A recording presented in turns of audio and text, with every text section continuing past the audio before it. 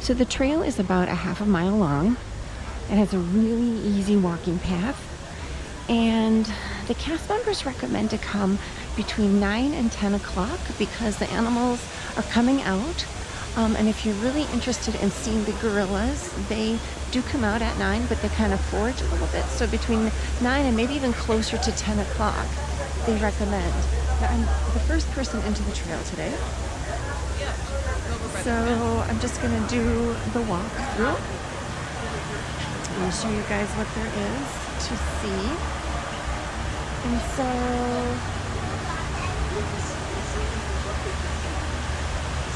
the monkeys are out, they're being fed.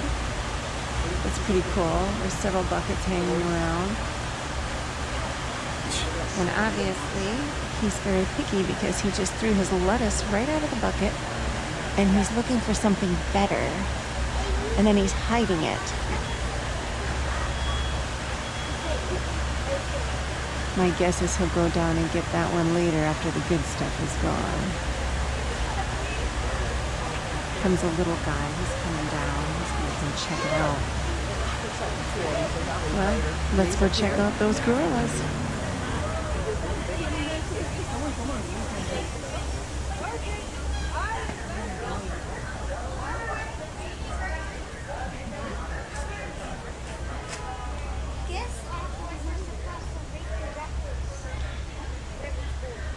So for those of you who watched the safari video, we are on the back side of the Okapi area. That's the one we just saw. And so this walking trail actually is just on the back side of the safari ride. You can see him standing way back there. See if I can get a better view of him. There he is. Is that it? So No, that's this head. No, I mean the bigger one. The big one's a giraffe. He's like a giraffe, but he's smaller. But he has zebra legs. But he has zebra legs. So this is the skull of the Okapi. And here's a little bit of information.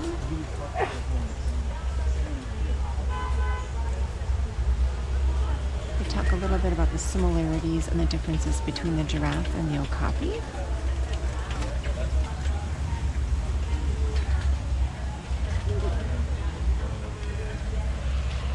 And a little bit about their habitat.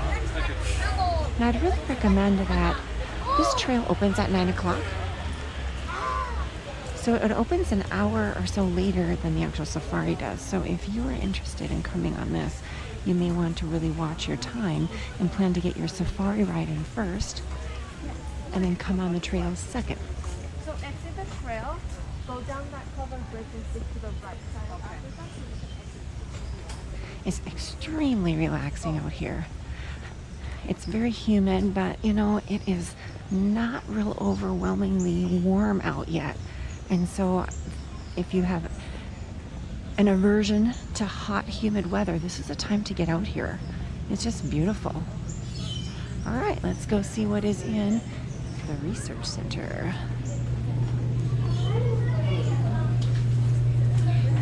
Information page here. Talks a little bit about Grace the gorilla.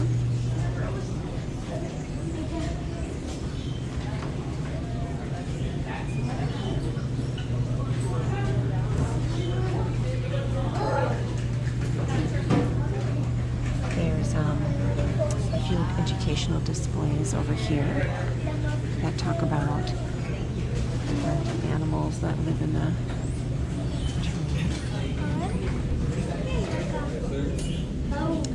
see some beetles very active, as well as the emperor scorpion, which is up here.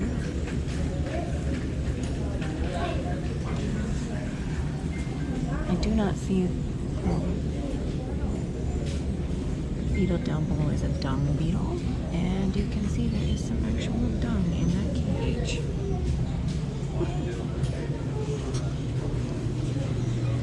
Moving across the room,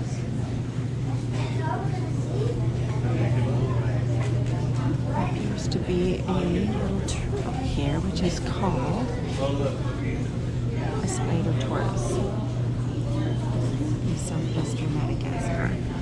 And he is also being fed in the morning routine. No dung in that cage.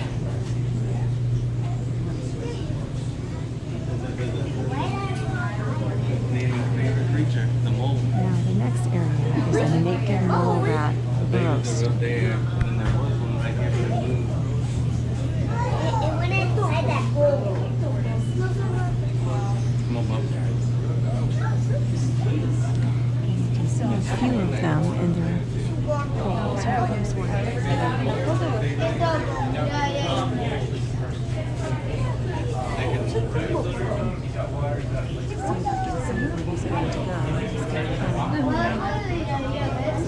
Crawling his way through. Actually, he's going back. He doesn't like to go that way, and he is heading right back up. Now there's another where there's a whole bunch of babies.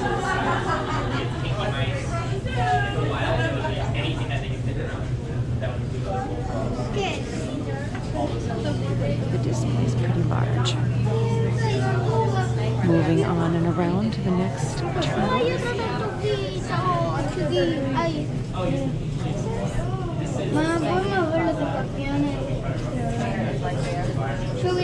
This is called a pancake tortoise, and they are also being fed right now. Look at this little guy. They're both eating. Their mouths are just full of food.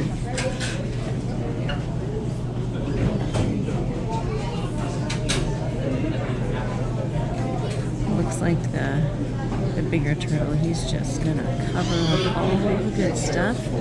And the turtle on top, well, can't necessarily get to all the good stuff until he moves. What a strategy.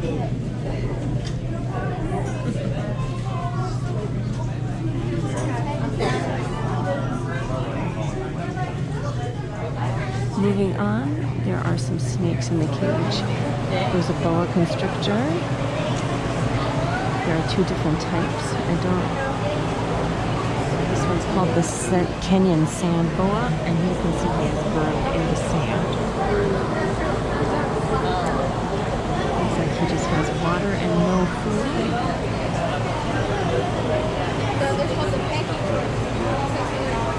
You may need to pause the video if you want to read the descriptions. The next snake is called Dumeril's boa constrictor. Again, feel free to pause the video if you'd like to read the details. And he is way down in the corner. You can see he has shed his skin. Oh, he's right there. He's molted in there. And he is down in the corner. Beetles that are in here. Oh, he's right there. Looks like a dragon.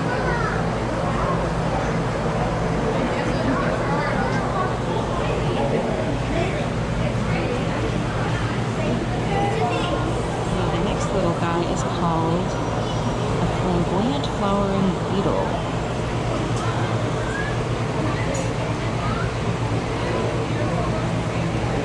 And he's also being fed some really cool looking pieces of citrus. And maybe some mango in there and some grapes. And he is just sitting up there, not really tempted by any of it. Move on to the next one. This is a ornate spiny-tailed lizard.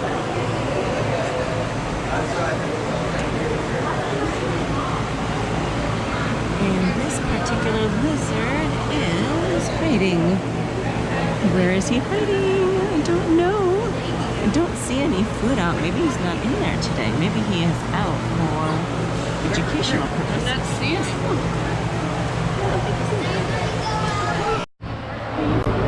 Now we're gonna head out the door.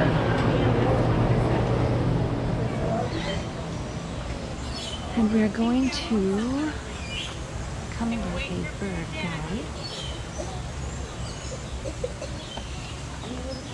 This is the bird spotting guide.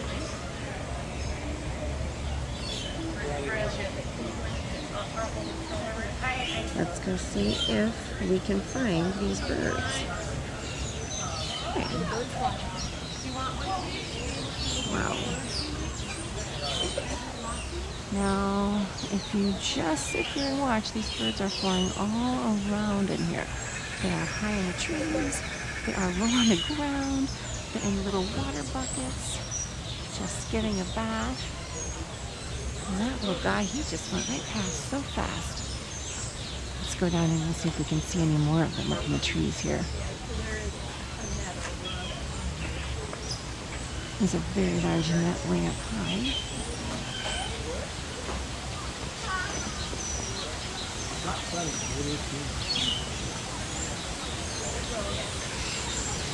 We're looking around here. It's certainly a very relaxing activity if you enjoy birds and you want to just have a seat here and it's hot out and you can sit in the shade and just spend some time looking for these birds. In the meantime, while these birds are flying around, let's go take a look at this aquarium here.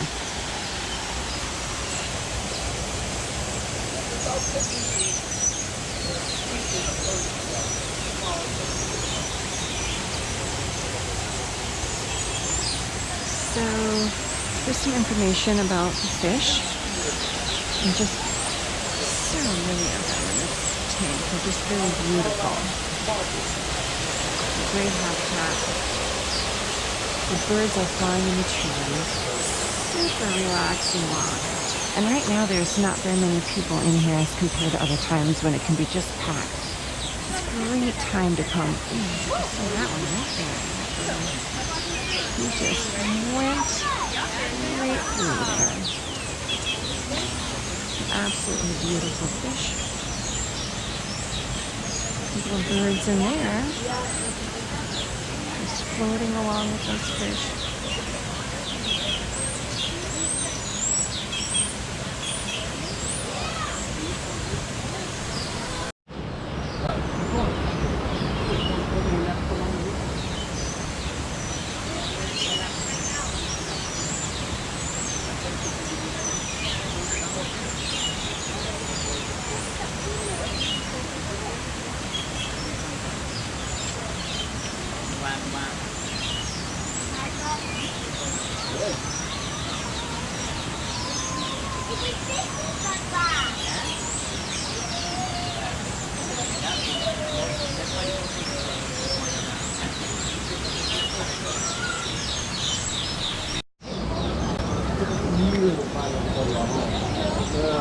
There's little nests up in this tree right here. These little yellow birds are in these little nests here, and they are just flying back and forth. They're so beautiful, and they seem to be kind of taunting one another.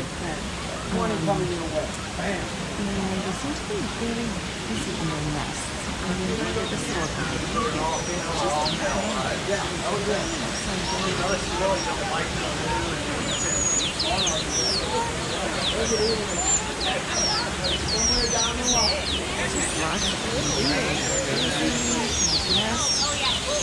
They're just diving and going everywhere. Lots of them.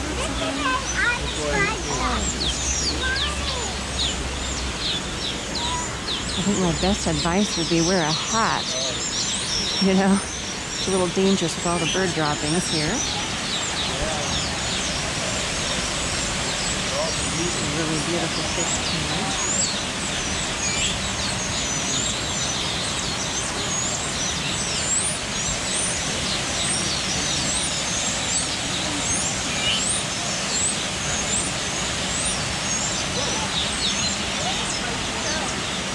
Another bird making his nest. He goes in it.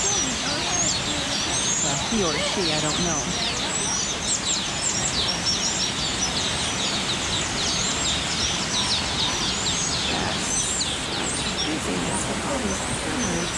It almost seems like they're competing for the nest, like they are trying to shoo each other in and out of them.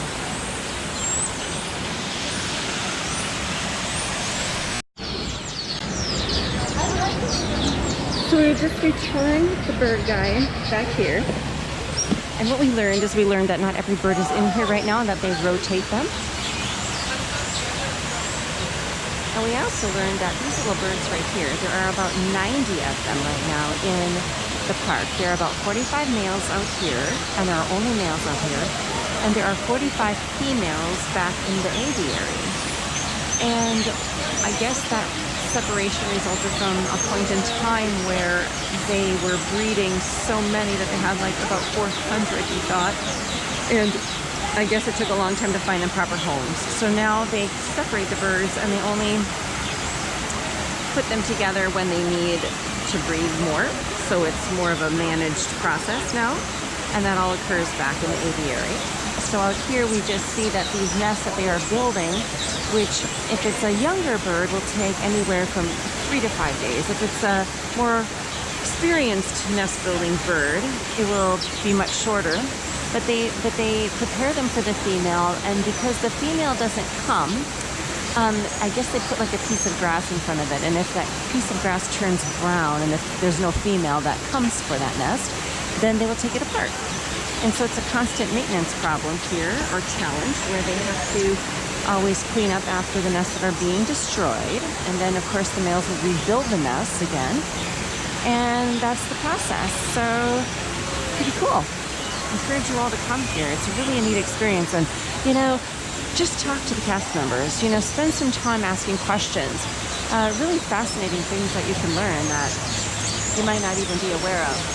Also, he said that one of the other interesting facts was that the nest is built so that the hole is to the side, which prevents snakes from entering the nest. Okay, let's go see if we can find those gorillas. Let's say bye-bye birdie.